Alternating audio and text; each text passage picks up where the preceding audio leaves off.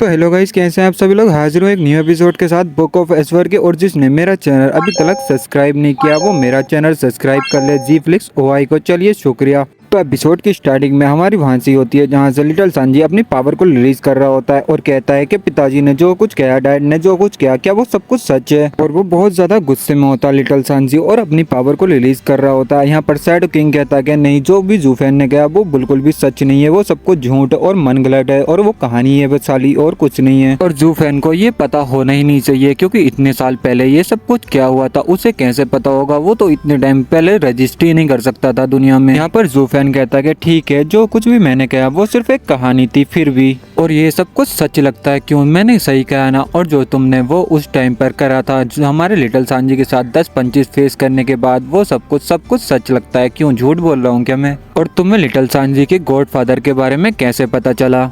यहाँ पर shadow king कहते हैं कि लिटिल सांजी ने बहुत ज्यादा वहाँ पर उस टाइम पे हंगामा मचा दिया था और सब तरफ तबाही कर दी थी, इसलिए हमने थोड़ी बहुत इन्फॉर्मेशन उस टाइम पे निकाली थी और उस टाइम पर हम सब कुछ जानते थे लिटिल सांजी के बारे में। क्या ये सब कुछ अजीब लगता है तुम्हें? हमें नहीं पता हो सकता था। यहाँ पर जूफेन कहता है कि सीनियर, तुम्हारी याददाश्त बहुत ज्यादा तेज है। युवा सांजी के मतलब यंग सांजी के उस टाइम गॉडफादर बहुत ज्यादा एकदम सीधे और मासूम थे और वो एक नॉर्मल लाइफ जीते थे, एक नॉर्मल बंदे थे वो। यहाँ पर यंग सांजी भी ये सारी बातें सुन के बहुत ज्यादा गुस्सा हो रहा होता है और शैडो किंग को बहुत ज्यादा गाली दे रहा होता है और गुस्से में देख रहा होता है। और यहाँ पर शैडो किंग भी बहुत ज्यादा घबरा रहे होते हैं। यहाँ पर लिटिल सांजी बहुत ज्यादा गुस्सा हो रहा होता है और कहता है कि ये सब कुछ तुमने मुझसे झूठ बोला, इतने सालों तक मुझसे झूठ बोला, 300 साल हो गए और तुमने मुझे सब कुछ झूठ बोला। और यहाँ पर बहुत ज्यादा गुस्सा हो रहा होता है और कहता है कि मेरा कभी कोई फैमिली नहीं थी, मैं सिर्फ अकेला था। और यहाँ पर बहुत ज्यादा पावर रिलीज कर रहा होता है और बहुत ज्यादा रोने लग जाता है कि पावर की शॉट से वहाँ पर बहुत बड़ा धमाका होता है और जूफेन भी उसकी पावर को देख रहा होता है, टेरिफाइंग पावर को।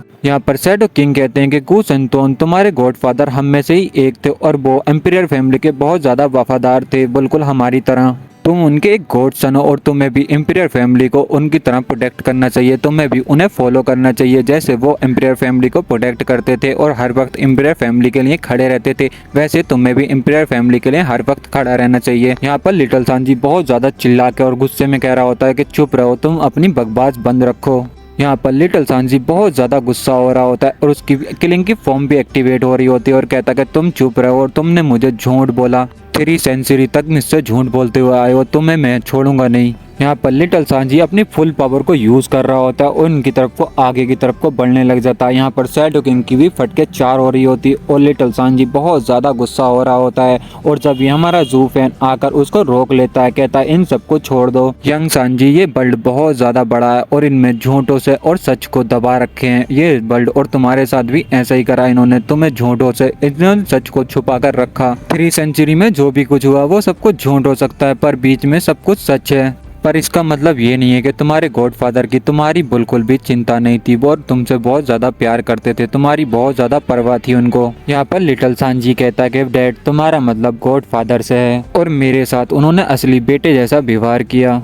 यहाँ पर हमारा जूफेन कहता है कि ऐसा होना चाहिए क्योंकि एक तुम डिवोनिक हो और तुम्हें कंट्रोल करने के लिए वो उन्होंने तुम्हारे साथ ऐसा सब कुछ किया। और मैं तुमसे बहुत ज्यादा प्यार करता हूँ लिटिल सांजी, तुम्हें तो पता ही है मैं तुमसे कितना ज्यादा प्यार करता हूँ। अगर तुमसे मैं प्यार नहीं करता तो ऐसा आज यहाँ पर नहीं होता, और अगर मैं तुमसे ऐसे ही प्यार करता रहा तो ये मेरे डिवानिक पार्ट को मतलब पूरी तरीके से खराब कर देगा। तुम्हें तो पता ही है अगर मेरी फीलिंग किसी के लिए प्यार के लिए जगती है तो मेरा डिवानिक पार्ट पूरा तरीके से खराब हो जाता है। और जूफेन यहाँ पर हंसने लग जाता है। यहाँ पर लिटिल सांजी भी रोने लग जाता है, कहता कि डैड मैं तुमसे बहुत ज्यादा प्यार करता हूँ। तो यहाँ पर जूफेन भी उसके सर पर हाथ रखता और उसको सहलाता और फिर वो दूसरी तरफ को देखने लग जाता है जहाँ पर वो डिवाइन ड्रैगन होते हैं। यहाँ पर जूफेन कहता है कि आप तीनों सुनो और अच्छे से सुनो, मेरी बात को ध्यान से सुनो। हम दोनों युवा सांजी और मैं इस मामले को आराम से जाने देंगे और अब से यंग सांजी और तुम्हारे बीच में कोई भी रिश्ता नहीं है और मैंने ये सब कुछ क्लियर कर दिया है। अब से वो तुम्हारी इंपीरियर फैमिली को प्रोटेक्ट नहीं करेगा, ना ही वो अब एक डिवाइन ड्रैगन रहेगा। अब से वो सिर्फ एक नॉर्मल है और ना ही वो तुम्हारे कंट्रोल में अब कभी भी नहीं रहेगा। अब से वो मेरा बेटा है और मैं उसका डैड हूँ। और जो इंपीरियर फैमिली से लिटिल सांजी ने वादा किया था अब से वो वादा भी सब कुछ खत्म हुआ। और क्या मैंने तुमको सब कुछ समझा दिया? अब सब कुछ क्लियर हो चुका है, अब तुम लिटिल सांजी के बीच में कभी भी नहीं आओगे। यहाँ पर शैडो किंग उसकी बात को सुन के बहुत ज्यादा गुस्सा हो रहे होते हैं। यहाँ पर शैडो किंग भी कहते हैं कि जो हमने प्रॉमिस किया था, वादा किया था, वो अब खत्म हो चुका है, और वहाँ से जाने लग जाते हैं और कहते हैं कि हम फिर मिलेंगे दोबारा जू फैन। यहाँ पर फेंग क्यूआई कहते हैं कि तुम्हारा स्टाइल बहुत ही ज्यादा गजब है और तुम अपनी पावर के लिए हमारा लाइफ को इस्तेमाल करना चाहते हो, क्या ये सब कुछ सही है? यहाँ पर जू फैन कहता है क्या तुम्हें लगता है कि मैं ऐसा एक इंसान हूँ जो अपने दिल से ये सब कुछ कर रहा हूँ? मैं सिर्फ ये यंग सांजी के लिए ये सब कुछ कर रहा हूँ और मैं ये नहीं चाहता कि वो नफरत से पूरी तरीके से अंधा हो जाए और इंपीरियल फैमिली को पूरी तरीके से तबाह कर दे। तो यहाँ पर फेंग क्यूआई भी उसकी तरफ को देख रहे होते हैं। यहाँ पर फेंग क्यूआई कहते हैं ग्रेट जू फैन, क्या तुम उसे बदला लेने के लिए यूज नहीं कर रहे हो, अपनी तरफ उसको नहीं कर रहे हो, और तुम ऐसा कैसे कर सकते हो? तुम उसे सब कुछ गलत गलत सिखा रहे हो और सब कुछ उल्टा सिखा रहे हो और हमारे खिलाफ करने की कोशिश कर रहे हो। जू फैन, मुझे लगता है कि तुम वर्ल्ड के पूरे हिस्सों में शहर के सारे बंदों के लिए तुम एक जंगली और एक मॉन्स्टर हो, बस बाकी अपने लोगों के लिए तुम बहुत ज्यादा अच्छे हो। यहाँ पर हमारा जू फैन कहता तो क्या हुआ, इसका तुमसे क्या लेना देना है, तुम्हें इससे क्या, मैं जो भी करूँ। यहाँ पर फेंग क्यूआई कहते हैं कुछ नहीं, इसका कुछ मतलब नहीं है, और तुम अपने तीसरे प्रिंस के बारे में मत बोलना और थर्ड प्रिंस के भाईचारे को तुम कभी मत बोलना। अगर वो तुम्हारे उम्मीदों पर खरा नहीं उतरा तो तुम्हें भी उसके साथ ऐसा सब कुछ नहीं करना चाहिए। और आप देख सकते हैं वो कैसा, और वो कभी भी तुम्हारे लिए अवेलेबल नहीं रहा। हमारा जू फैन भी फेंग क्यूआई की तरफ को देखने लग जाता है और घूर का, और फिर मोटू के बारे में सोचने लग जाता है और हैरान होता है और सोचता है कि मोटू। यहाँ पर फेंग क्यूआई कहते हैं कि जू फैन, मुझे पता चल गया आखिरकार तुम दूसरे बंदों के साथ कैसा व्यवहार करते हैं, दूसरे लोगों के साथ। मेजेस्टी की जो योजना है वो सब कुछ एकदम सिक्योर है, हमारे मेजेस्टी की योजना, ये जो सब कुछ चल रहा है वो हमारे मेजेस्टी की एकदम प्लानिंग पर है, और ये सब कुछ ठीक हो रहा है हमारे मेजेस्टी की प्लानिंग के तौर पर, और आप उनसे पूरी तरीके से सिक्योर रहना क्योंकि उनकी प्लानिंग बहुत ज्यादा बड़ी है।